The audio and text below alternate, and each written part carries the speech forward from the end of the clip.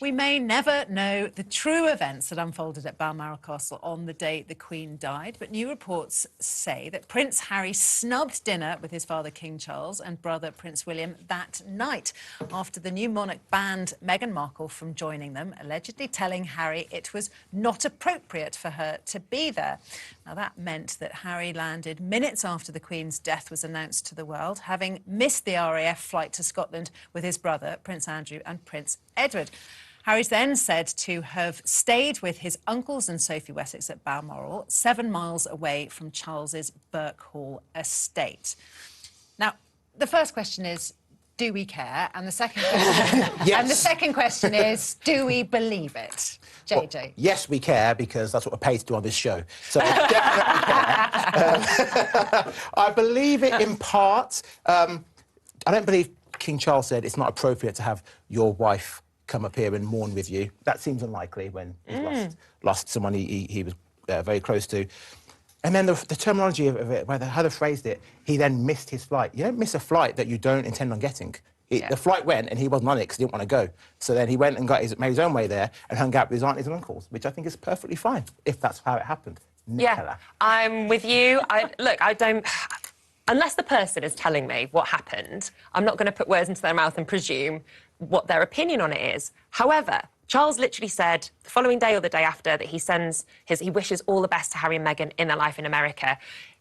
William extended the olive branch and joined them on the walk. That's a rubbish family feud if you're then going to hang out the next day and send your love in a public broadcast message. Yeah. I think, do you know what? Funerals are really tricky times, especially if you're estranged from your family. There's this weird hierarchy of, like, who's in charge of the funeral arrangements and who's making the cups Even of tea. more in the royal family. Especially if you're in the royal family, especially with someone like Andrew around. However, well, no, it's true. Who would want to be in a room with him?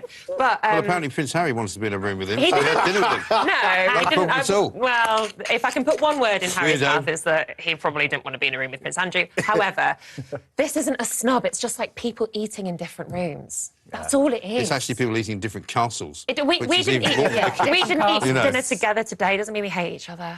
It's not a big deal. I think it is interesting if Meghan wanted to go and was stopped going, which I think... I mean, they do seem to be joined at the hip, don't they? With all that they definitely are. They definitely are joined at the hip, which they're holding hands, Mike. Let go of the hands. Let go of the hands. Do you know what? Her heels are so high. Do you know what? I'd be clinging on to anything. I'd be looking back. No, but she's not clinging on to him. He's clinging on to her. Trust me. Oh, they're clinging on to what a weak man. Yeah, he is. He is totally weak.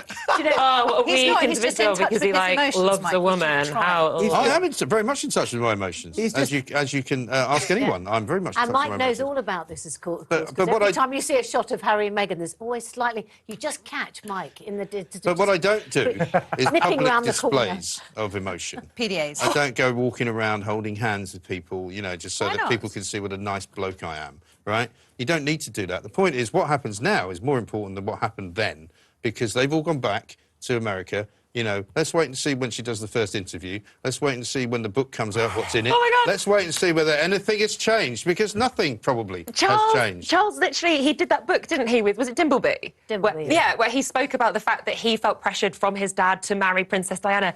Charles has already done it. Charles released a book. Wrote about the Queen, wrote about his relationship with his father. He didn't say she was racist, though, did he? No, but neither have Harry and Meghan. Well, they did say that somebody was racist. Yeah, he did really upset. Racist in every family, Mike. Well, was one of them at dinner with him that night? This is a family who rules the country based on genetics rather than meritocracy. They don't actually rule the country. Definition of racism. I mean, they really don't actually rule the country. That is what racism is choosing who gets privilege based on genetics. So how did Meghan Markle manage to marry Harry then, if they're racist?